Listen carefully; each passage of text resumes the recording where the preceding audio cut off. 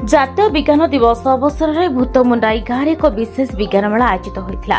ଛାତ୍ରଛାତ୍ରୀମାନଙ୍କ ମନରେ ବିଜ୍ଞାନ ପ୍ରତି ଆଗ୍ରହ ସୃଷ୍ଟି କରିବା, ନବଚିନ୍ତନାକୁ ପ୍ରୋତ୍ସାହିତ ଦେବା ସହିତ ସିବି ରମଣଙ୍କ ବିଜ୍ଞାନ କ୍ଷେତ୍ରରେ ଅବଦାନକୁ ସ୍ମରଣ କରିବା ଓ ପିଲାମାନଙ୍କ ମଧ୍ୟରେ ବୈଜ୍ଞାନିକ ମନୋଭାବ ସୃଷ୍ଟି କରିବା ଏହି ବିଜ୍ଞାନ ମେଳାର ମୁଖ୍ୟ ଉଦ୍ଦେଶ୍ୟ ଥିଲା।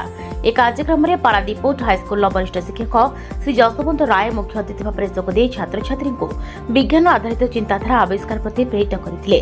ସିଆରସିସି ଶ୍ରୀ ସୂର୍ଯ୍ୟକାନ୍ତ ମଲ୍ଲ, ପ୍ରଧାନ ଶିକ୍ଷକ ଶ୍ରୀ ଅସିତ କୁମାର ସାହାଣୀ, ଏଡବ୍ଲ୍ୟୁ କର୍ମୀ ଶ୍ରୀମତୀ କବିତା ପୃଷ୍ଟି, ଶ୍ରୀମତୀ ଗିରିଜା ନନ୍ଦିନୀ ବେହେରା ଓ ଶ୍ରୀମତୀ ଶ୍ରେୟାଞ୍ଜଳି ସାହୁ ମଞ୍ଚ ଆସିନଥିଲେ। ଏହି କାର୍ଯ୍ୟକ୍ରମକୁ Pratham education foundation program head Abhimanyu ଜେନାଙ୍କ ତତ୍ତ୍ୱାବଧାନରେ ଜିଲ୍ଲା ସଂଯୋଗ ବିଶ୍ୱରଞ୍ଜନ ସ୍ୱାଇଁଙ୍କ ସମେତ ସୁଭାଷ ବେହେରା, ଶ୍ରୀମତୀ ବନପ୍ରିୟା ସାମଲ, ସୁହାସିନୀ ସାହୁ, ମନୀଷାରାଣୀ ବେହୁରା ଓ ପ୍ରିୟଙ୍କା ପାଣି ପ୍ରମୁଖ ଯୋଗଦେଇ କାର୍ଯ୍ୟକ୍ରମକୁ ସୁଚାରୁ ଭାବରେ ପରିଚାଳନା କରିଥିଲେ।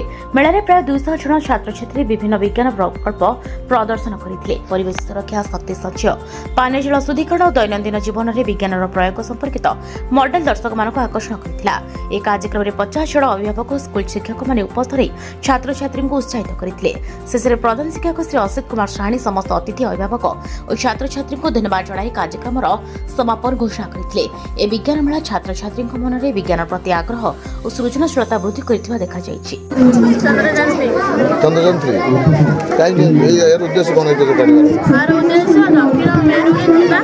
ମେରୁରେ ଯାଇକି ଜଳ ବା ଭୂମିକମ୍ପ ନ ହେବା ପାଇଁ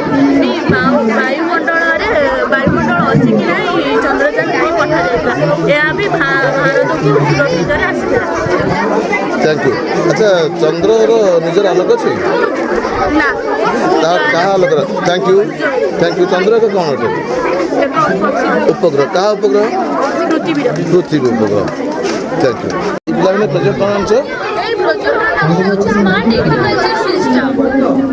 এই প্রজেক্ট আরোগ্যের উদ্দেশ্য কোন আছে? এই প্রকল্পরে আমি 6টি জিনিস সাহায্য করছি। প্রথমটি রেন ওয়াটার হারভেস্টিং বা ବର୍ଷା ଜଳ ଅମଳ ସଂରକ୍ଷଣ, ଦ୍ୱିତୀୟରେ ଆମେ ରଖିଛୁ ପଲ୍ଟ୍ରି ଫାର୍ମିଂ ବା କୁକୁଡ଼ା ଚାଷ ସୋଲାର ସିଷ୍ଟମ ମାଧ୍ୟମରେ, ତୃତୀୟରେ ଆମେ ଏଠି ରଖିଛୁ ଡାଏରୀ ଫାର୍ମିଂ ବା ଗାଈ ଚାଷ ସୋଲାର ସିଷ୍ଟମ ମାଧ୍ୟମରେ, ଏଠି ଆମେ ରଖିଛୁ automatic scare crore technology.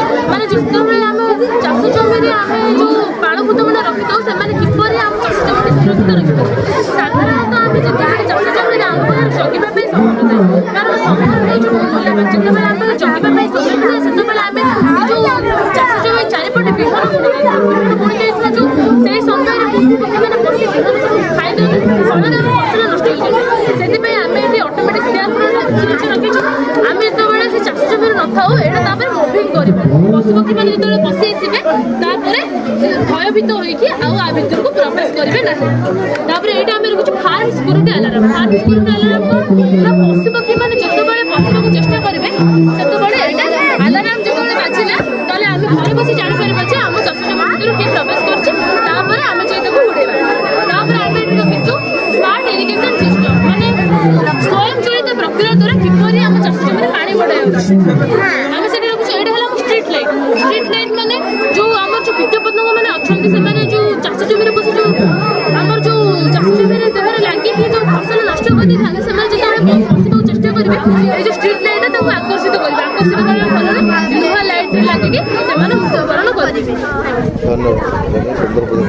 ପାରାଦୀପରୁ Ranjan Kumar ସ୍ୱାଇଁଙ୍କ ରିପୋର୍ଟ, ପ୍ରସାର ନ୍ୟୁଜ୍।